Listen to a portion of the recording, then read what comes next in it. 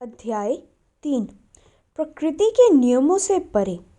भौतिकवादी जीवन में हम अपने मन और इंद्रियों पर नियंत्रण नहीं रख सकते। मन आज्ञा देता है, अपनी इंद्रियों द्वारा इस प्रकार से सुख भोग करो, और हम अपनी इंद्रियों से सुख भोग करते हैं। भौतिक जीवन का अर्थ है इंद्रिय तृप्ति।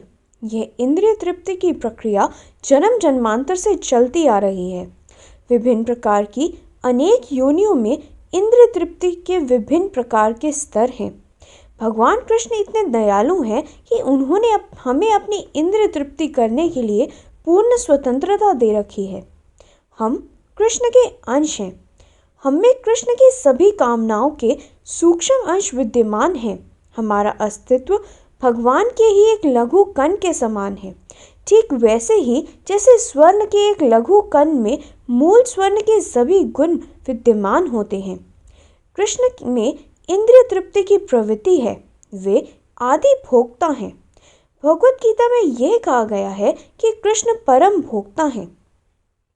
हमारे में सुख भोगने की प्रवृत्ति का कारण भी यही है कि हम मूल रूप से भगवान कृष्ण ये विद्यमान है और हम उनके अंश हैं। वेदांत सूत्र कहता है कि सभी वस्तुओं का उद्भव कृष्ण से होता है। परम ब्रह्मा या परम सत्य का अर्थ है वे जिनसे सभी वस्तुओं की उत्पत्ति होती है। इसीलिए हमारी इंद्रिय तृप्ति की इच्छा भी भगवान कृष्ण से आती है। इंद्रियों की पूर्ण तृप्ति यहाँ पाई जाती है कृष्ण और राधा रानी में। युवक और युवतियाँ भी उसी प्रकार अपनी इंद्रियों से आनंद प्राप्त करने की चेष्टा करते हैं, परंतु उनकी वह प्रवृत्ति कहाँ से आती है? ये भगवान कृष्ण से आती है। चूँकि हम कृष्ण के अंश हैं, अतः हमारे अंदर इंद्रिय तृप्ति का इच्छा का गुण विद्यमान है, परंतु अंतर यह है कि हम अपनी इंद्रिय तृप्ति इस भौतिक जगत में करना चाहते हैं। इसीलिए हम विकृत रूप से ऐसा करते हैं। कृष्ण भावनामृत में मनुष्य अपनी इंद्रियों की तृप्ति कृष्ण के साहचर्य से करता है, तब वह पूर्ण होता है। उदाहरण के लिए, यदि कोई स्वादिष्ट रसगुल्ला या अच्छा व्यंजन हो तो उंगलियां उसे उठा लेती हैं, पर ये उसका आनंद नहीं ले सकती। पहले ये भोजन पेट में पहुंचता होगा, तब उंगलियां भी इसका आनंद ले सकती हैं। उसी प्रकार हम सीधे इंद्रिय तृप्ति नहीं कर सकते, परंतु जब हम कृष्ण का साहचर्य करते हैं और जब कृष्ण आनंदित होते हैं, तब हम भी आनंद का अनुभव कर सकते हैं। यही हमारी स्थिति है। उंगलियां स्वतंत्रता पूर्वक कोई वस्तु नहीं खा सकती। ये उंगलियां रसगुल्ले का आनंद नहीं ले सकती। उंगलियां मिठाई को उठाकर पेट में डाल सकती हैं, और जब पेट को आनंद मिलता है तो उंगलियों को भी आनंद मिलता है। हमें भौतिक इंद्रिय तृप्ति की अपनी प्रवृत्ति को शुद्ध करना होगा। यही कृष्ण भावना है। कृष्ण भावना के लिए हमें शुद्ध होना पड़ेगा। वह शुद्धि क्या है? हम आनंद का उपभोग सीधे नहीं कर सकते, इसीलिए हमें कृष्ण के माध्यम से आनंद का उपभोग करना होगा। उदाहरण के लिए, हम प्रसाद ग्रहण करते हैं। बहुत ही उत्तम प्रसाद है। यहाँ जो प्रसाद बनाया जाता है, ये सीधे नहीं ग्रहण किया जाता। हम इसे कृष्ण के माध्यम से ग्रहण करते हैं। सर्वप्रथम हम प्रसाद कृष्ण को अर्पित करते हैं और तब हम इसे ग्रहण करते हैं। कठिनाई क्या है? कोई कठिनाई नहीं है, किंतु आप शुद्ध हो जाते हैं। भोजन करने की प्रक्रिया वही है, किंतु यदि आप सीधे ग्रहण करते हैं तो आप भौतिकता से ग्रस्त हो जाते हैं, और यदि आप कृष्ण को अर्पित करते हैं और उसके बाद ग्रहण करते हैं तो आप इस भौतिक जीवन के सभी दोषों से मुक्त हो जाते हैं। भगवत गीता में यही कहा गया है। भक्त कृष्ण को अर्पित करने के बाद प्रसाद ग्रहण करते हैं। इसे यज्ञ कहा गया है। कृष्ण या विष्णु को हम जो अर्पित करते हैं वह यज्ञ कहलाता है। इस भौतिक जगत में हम जो भी कुछ करते हैं वह किसी न किसी प्रकार का पाप कर्म होता है, भले ही हम इसे ना जानते हों। हत्या करना पाप कर्म है, भले ही हम जानबूझकर हत्या ना करते हों। जब आप सड़क पर चलते हैं तो आप बहुत सारे जीवों की हत्या करते हैं। जब आप जल पीते हैं उस समय भी आप हत्या करते हैं। पानी के बर्तन के नीचे बहुत सारी चींटियां तथा जीवाणु मारे जाते हैं। जब आप आग जलाते हैं उस समय भी अनेक जीवाणु आग में जल जाते हैं। जब आप ओखली में मसाले कूटते हैं तो अब तब भी अनेक जीवाणु मारे जाते हैं। हम लोग इसके लिए उत्तरदायी हैं, इच्छापूर्वक या अनिच्छापूर्वक।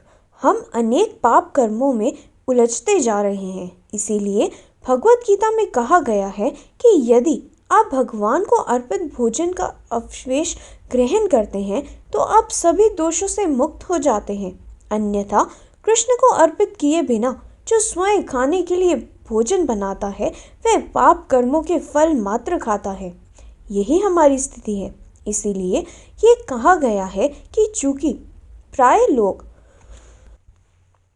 अपनी इंद्रियों पर नियंत्रण नहीं रख सकते, अतः वे भौतिकवादी जीवन में लगे रहते हैं और बारंबार जन्म मृत्यु के चक्कर में फंसकर विभिन्न योनियों में भटकते रहते हैं। मैं नहीं जानता कि मेरा अगला जन्म क्या है, किंतु अगला जन्म अवश्य होगा। हमारे सामने अनेक योनियां हैं, उनमें से भी किसी भी योनि में जन्म ले सकता हूँ। मैं एक देवता बन सकता हूँ, मैं एक बिल्ली बन सकता हूँ, मैं एक कुत्ता बन सकता हूँ, मैं ब्रह्मा बन सकता हूँ। जीवन के अनेक रूप हैं। अगले जन्म में मुझे इनमें से एक रूप को स्वीकार करना होगा, भले ही मैं ऐसा ना चाहूं। मानो कोई मुझसे पूछे, अगले जन्म में क्या आप कुत्ता या सूअर का रूप स्वीकार करना पसंद करेंगे? मैं इसे पसंद नहीं करूंगा, परंतु प्रकृति का यह नियम है कि यह शरीर छोड़ने के बाद जब मैं इस शरीर में नहीं रहूंगा तब मुझे अपने कर्मानुसार दूसरा शरीर ग्रहण करना ही पड़ेगा। यह प्रकृति के हाथों में है। इसकी व्यवस्था श्रेष्ठ अध्यक्षता में होती है। आप आज्ञा नहीं दे सकते, मुझे ब्रह्मा का शरीर दो, मुझे इंद्र का शरीर दो, मुझे राजा का या कोई और उच्च शरीर दो। ये आपके या हमारे हाथ में नहीं है। इसका निर्णय कृष्ण की श्रेष्ठ शक्ति द्वारा किया जाता है और आपको शरीर प्रदान किया जाएगा। इसीलिए हमारा कर्तव्य ये है कि हम ऐसा शरीर तैयार करें जो हमें भगवान कृष्ण की ओर ले जाने में सहायक हो। यही कृष्ण भावनामृत है। महान अधिकारी प्रहलाद महाराज कहते हैं कि व्यक्ति को दूसरों से आदेश ग्रहण करना चाहिए। किसी भी व्यक्ति के लिए आध्यात्मिक गुरु से उपदेश लेना आवश्यक है। व्यक्ति को किसी से भी उपदेश तब तक नहीं लेना चाहिए जब तक कि वह उसे गुरु के रूप में स्वीकार न कर ले, परंतु वह भी जिसका कोई उत्तम गुरु हो। कृष्ण भावना भावित नहीं बना रह सकता यदि वह इस भौतिक संसार में रहने के लिए दृढ़ निश्चय किए हुए है। यदि मेरा दृढ़ निश्चय भौतिक आनंद लेने के लिए भौतिक जगत में रहने का है तो मेरा कृष्ण भावना भावित होना असंभव है। भौतिक जगत में प्रत्येक मनुष्य अपने भौतिक जीवन को सुखी और समृद्ध बनाने के लिए हर प्रकार की राजनैतिक, लोकोपकारी और मानवीय गतिविधियों में लगा हुआ है, किंतु उसके लिए यह संभव नहीं है। यह बात मनुष्य को समझ लेनी चाहिए कि भौतिक जगत में मनुष्य कितनी भी जोड़ तोड़ करे वह सुखी नहीं हो सकता। इस संबंध में एक दृष्टांत देता हूँ, जैसे कि कई बार दोहरा चुका हूँ। यदि आप मछली को पानी से बाहर निकाल दें और कोमल मखमली गद्दे पर आराम से लिटा दें तो क्या वो मछली सुखी रह सकती है? नहीं, वह मर जाएगी। क्योंकि मछली पानी का जीव है, इसीलिए वह पानी के बिना सुखी नहीं रह सकती। इसी प्रकार हम भी आत्मा हैं और जब हम आध्यात्मिक जीवन में या आध्यात्मिक जीवन में नहीं रहते तब तक हम सुखी नहीं हो सकते। यही हमारी स्थिति है। प्रत्येक मनुष्य ऐसी आध्यात्मिक अनुभूति प्राप्त करने के लिए प्रयत्नशील है, किंतु हम अज्ञानी हैं और यही कारण है कि हम भौतिक परिस्थितियों में यहाँ सुखी होने का प्रयत्न करते हैं। हम निराश हो जाते हैं और दुविधा में पड़ जाते हैं। इसीलिए हमें अपने इस अज्ञान को मिटाना होगा कि हम इस भौतिक जगत में ही जोड़ तोड़ करके अत्यंत सुखी रह सकते हैं। तभी कृष्ण भावना प्रभावकारी हो सकती है।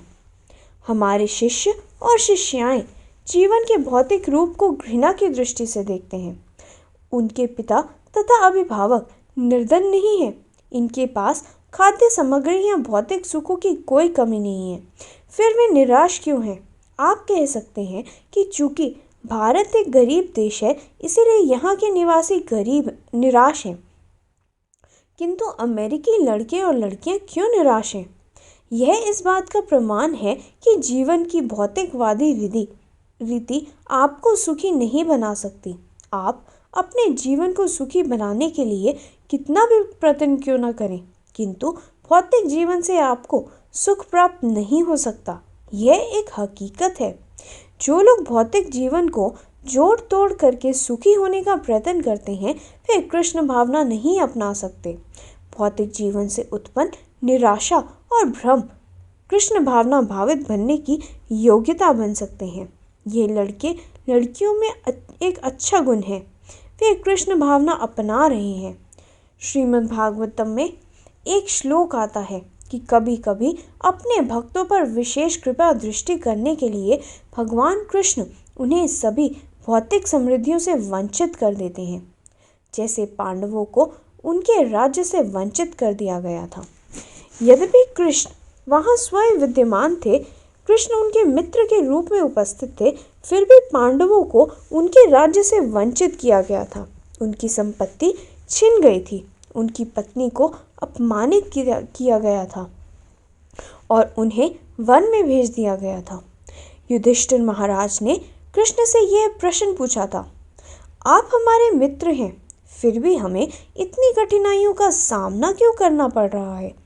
कृष्ण युधिष्ठिर महाराज को उत्तर देते हैं, यह मेरी एक विशेष कृपा है।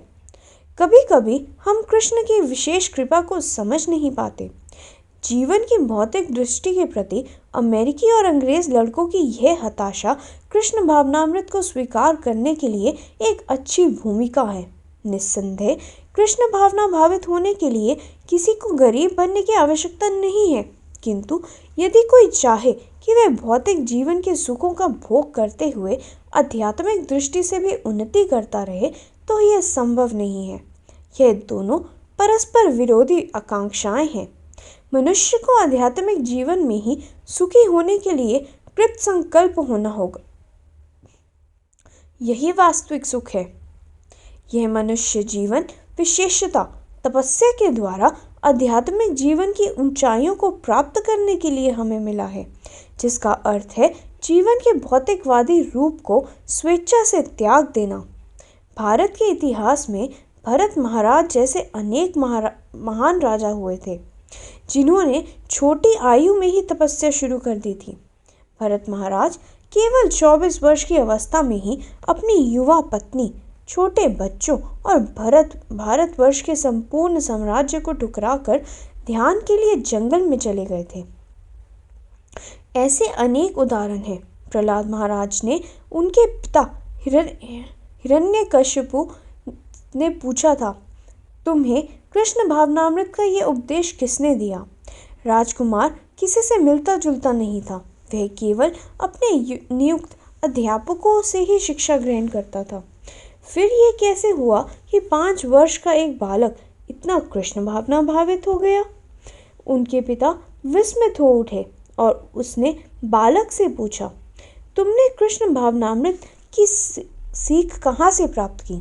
बालक ने उत्तर दिया, मेरे प्यारे पिताजी, कृष्ण भावनामृत आप जैसे व्यक्तियों द्वारा प्राप्त नहीं किया जा सकता, जिनका एकमात्र काम यह होता है कि इस भौतिक जगत का भोग करना। हिरण्य का अर्थ है स्वर्ण और कशिपु का अर्थ है गद्देदार कोमल बिस्तर। भौतिक जीवन चबाए हुए पदार्थों को फिर से चबाने में ही व्यतीत हो जाता है। उदाहरण के लिए एक पिता को देखें। एक पिता जानता है कि उस पर उत्तरदायित्व है, इसीलिए अपने परिवार के भरण पोषण के लिए वह कड़ी मेहनत करता है।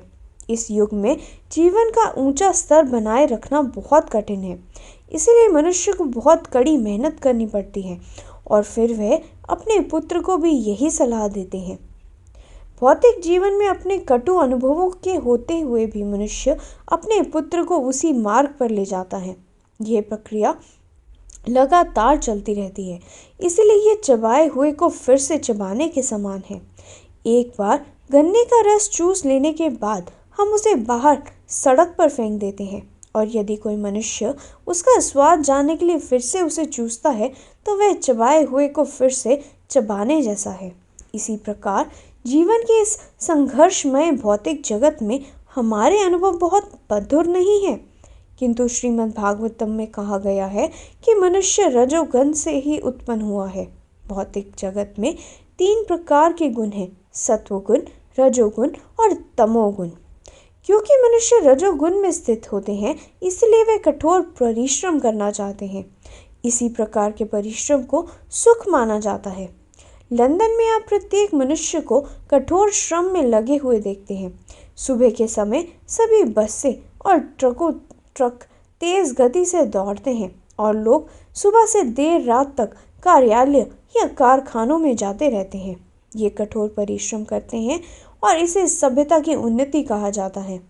उनमें से कुछ निराश हैं और कुछ इसे बिल्कुल पसंद नहीं करते। निराश तो होंगे ही, आखिर वे कठोर परिश्रम करते हैं। सूअर भी दिन रात कठोर श्रम करता है और ढूंढता रहता है, मल कहाँ है, मल कहाँ है। उसका यही काम है। इसीलिए एक प्रकार से यह सभ्यता सूअर और कुत्ते की सभ्यता है, यह मानव सभ्यता नहीं है। मानव सभ्यता का अर्थ है गंभीरता। प्रत्येक मनुष्य को जिज्ञासु होना चाहिए। प्रत्येक मनुष्य को यह जानने के लिए उत्सुक रहना चाहिए कि मैं कौन हूँ। मुझे अनाज के कुछ दानों के लिए इतनी कठोर मेहनत करने के लिए बाध्य क्यों किया जा रहा है? मैं क्यों इस कष्टदायक स्थिति में पड़ा हूँ? मैं कहाँ से आया हूँ? मुझे कहाँ जाना है? वेदांत सूत्र के आरंभ में लिखा है कि मनुष्य को यह जानने के लिए उत्सुक रहना चाहिए कि वह कौन है, कहाँ से आया है और उसे कहाँ जाना है। कृष्ण भावनामृत उन लोगों के लिए है जो इस भौतिक जगत से घृणा करने लगते हैं। वे कृष्ण भावनामृत के विकास के लिए सबसे अधिक उपयुक्त सदस्य हैं। वह ये जानना चाहेंगे कि क्यों ये लोग इतनी कड़ी मेहनत करते हैं और उनके जीवन का लक्ष्य क्या है। श्रीमद् भागवतम में इसका उत्तर दिया गया है। लोग इसीलिए इतनी मेहनत करते हैं क्योंकि वे वास्तव में यह नहीं जानते कि उनके जीवन का लक्ष्य क्या है। प्रत्येक व्यक्ति का कहना है कि वह अपने स्वार्थ में लगा हुआ है, किंतु वह ये नहीं जानता कि उसका स्वार्थ क्या है। ना तो विदु स्वार्थ गति ही विष्णु। उसे यह जानना चाहिए कि उसका वास्तविक स्वार्थ पूर्ण पुरुषोत्तम भगवान विष्णु को प्राप्त करना है। वह ये नहीं जानते। वे ये क्यों नहीं जानते? क्योंकि वे ऐसी आशा लगाए बैठे हैं जिसकी पूर्ति करना संभव ही नहीं है। मुझे उतनी ही खुशी रखनी चाहिए, उतनी ही आशा रखनी चाहिए जिसकी पूर्ति करनी संभव हो। यह उचित है, किंतु यदि हम ऐसी आशा लगाए बैठें जिसकी पूर्ति करना संभव नहीं है तो ऐसी आशा कभी पूरी ही नहीं होगी। हम भगवान की अंतरंगा और बहिरंगा शक्ति के मिश्रण हैं। स्थूल बहिरंगा शक्ति यह स्थूल भौतिक शरीर है तथा सूक्ष्म बहिरंगा शक्ति मन, बुद्धि और अहंकार है। दोनों शक्तियाँ स्थूल बहिरंगा शक्ति और सूक्ष्म बहिरंगा शक्ति के पीछे आत्मा है जो अंतरंगा शक्ति है। यह शरीर भूमि, जल, अग्नि, वायु और आकाश से बना है। यह स्थूल बहिरंगा शक्ति कहलाती है और मन, बुद्धि, अहंकार की सूक्ष्म बहिरंगा शक्ति भी है और उसके पीछे आत्मा है। मैं इस शरीर का स्वामी हूँ। जैसे एक व्यक्ति कमीज और कोट से ढका हुआ है जो उसके वास्तविक शरीर के बाहर है, उसी प्रकार हम भी भूमि, जल, अग्नि, वायु और आकाश से बने स्थूल शरीर से ढके हुए हैं।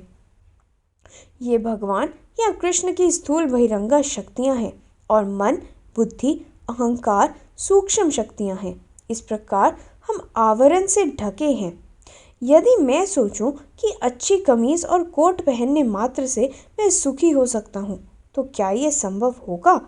जब तक आप अच्छी तरह से खा नहीं लेते, अच्छी तरह से सो नहीं लेते, अपनी इंद्रिय तृप्ति नहीं कर लेते, तब क्या मात्र कीमती कमीज और कोट पहनने से क्या आप सुखी हो पाएंगे? नहीं, ये संभव नहीं है। हम इस बहिरंगा शक्ति की जोड़ तोड़ से सुखी होना चाहते हैं। ये नहीं हो सकता। आप आत्मा हैं। आपको आध्यात्मिक आहार प्राप्त करना आवश्यक है। आपका जीवन आध्यात्मिक होना आवश्यक है, तभी आप सुखी हो सकते हैं। जैसे आप अच्छी कमीज और कोट पहनने मात्र से सुखी नहीं हो सकते, इसी प्रकार भौतिकवादी जीवन भी आपको सुखी नहीं कर सकता। पदार्थ दो प्रकार के होते हैं, स्थूल और सूक्ष्म। स्थूल पदार्थ हैं ऊंचे गगनचुंबी, सूक्ष्म पदार्थ हैं गीत, काव्य, दर्शन इत्यादि। लोग इन स्थूल और सूक्ष्म पदार्थों की सहायता से सुखी होने का प्रयत्न करते हैं। ऐसा नहीं हो सकता। लोगों ने इस प्रकार की सभ्यता क्यों स्वीकार की है? क्योंकि उनका नेतृत्व अंधे नेताओं द्वारा किया जाता है। हम यह कृष्ण भावनामृत आंदोलन चला रहे हैं, किंतु इसमें बहुत थोड़े लोगों की रुचि है। किंतु यदि हम इस झूठ का प्रचार करें, यदि आप हमारा अनुसरण करेंगे, तो 6 महीने में आप स्वयं भगवान बन जाएंगे और आप सर्वशक्तिमान हो जाएंगे। तो अनेक लोग हमारा अनुसरण करेंगे। वास्तव में ये ऐसा है जैसे एक अंधा व्यक्ति दूसरे अंधे व्यक्ति का नेतृत्व कर रहा हो। मान लीजिए कोई अंधा व्यक्ति कहे, ठीक है, आइए मेरा अनुसरण कीजिए, मैं ये भीड़ भाड़ भरा मार्ग पार कराने में आपकी सहायता करूँगा। वह स्वयं अंधा है और उसके अनुयायी भी अंधे हैं। परिणाम ये होगा कि वे सब किसी कार या ट्रक से टकराकर मृत्यु की गोद में सो जाएंगे। हम नहीं जानते कि हम भौतिक प्रकृति के कड़े नियमों से किस प्रकार बंधे हैं। हम इस भौतिक बंधन से कैसे मुक्त हो सकते हैं? और जो इस भौतिक बंधन से मुक्त है, प्रत्येक व्यक्ति को ऐसे व्यक्तियों से ही सीख लेनी चाहिए, तभी वह अपने स्वार्थ को समझ पाएगा। अन्यथा यदि एक अंधा दूसरे अंधे व्यक्ति से ही सीख लेता है, तो यह भौतिक बंधन से मुक्त नहीं हो सकता।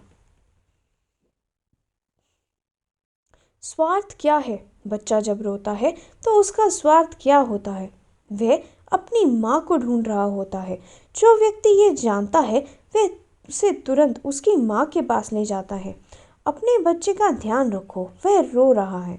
माँ उसे छाती से लगा लेती है और बच्चा तुरंत सुखी हो जाता है।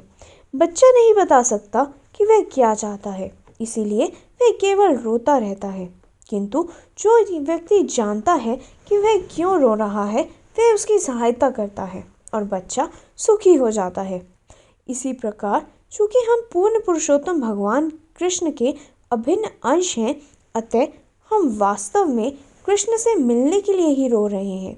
किंतु ये झूठे नेता, अंधे नेता, जो ये नहीं जानते, हमें रोटी के बदले खाने के लिए पत्थर दे रहे हैं। हम कैसे सुखी रह सकते हैं?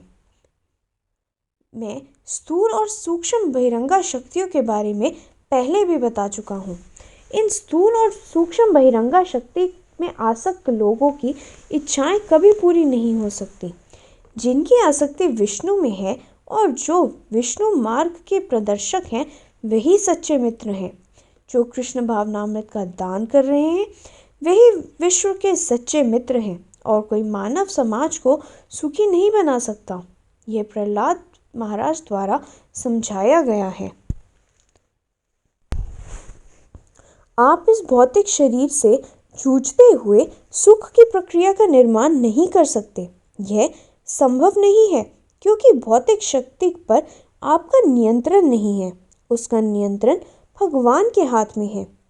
आप भौतिक शरीर पर कैसे विजय प्राप्त कर सकते हैं? यह संभव नहीं है। यह भागवत गीता में कहा गया है। प्रकृति के कठोर नियमों का अतिक्रमण करना संभव नहीं है। कृष्ण कहते हैं कि मेरी शक्ति है, मैं इसका नियंत्रक हूँ, किंतु मनुष्य अपने आप को मेरे प्रति समर्पित कर सकता है। ब्रह्मांड की सारी भौतिक गतिविधियाँ विद्रोही आत्माओं को परमेश्वर के परम धाम में वापस लाने में लगी हैं। यही स्थिति है। माया के कठोर नियम भी विद्यमान हैं। क्यों? पुलिस या सैनिक शक्ति का उद्देश्य क्या है? इनका उद्देश्य है नागरिकों को राज्य के नियमों का पालन करने के लिए नियंत्रित करना।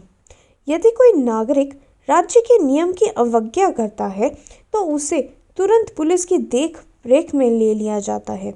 इसी प्रकार यदि कोई जीव भगवत सत्ता के विरुद्ध विद्रोह करता है तो उसे भौतिक प्रकृति के कठोर नियमों के अंतर्गत रखा जाता है और वह अवश्य दुख पाएगा। यही स्थिति है। इसीलिए हमारी स्वार्थ सिद्धि में है कि हम पूर्ण पुरुषोत्तम भगवान की खोज में लगें और अपने आप को उनके प्रति समर्पित कर दें।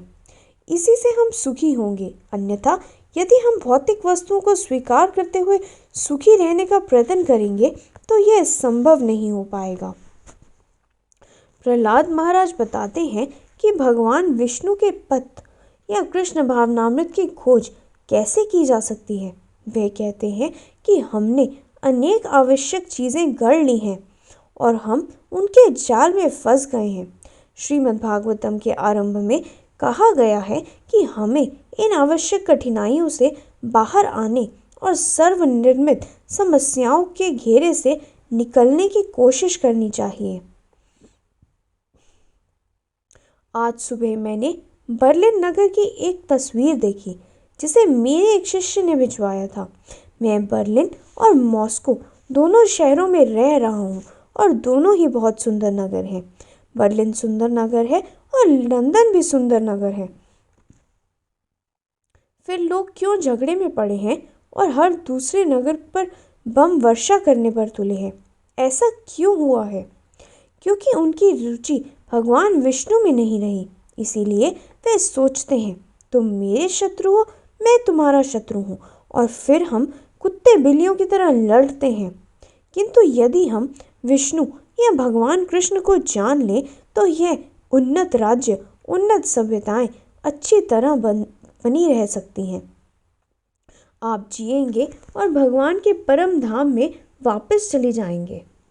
इसी लोक में आनंद प्राप्त करें और परलोक में भी। यही मेरी प्रार्थना है।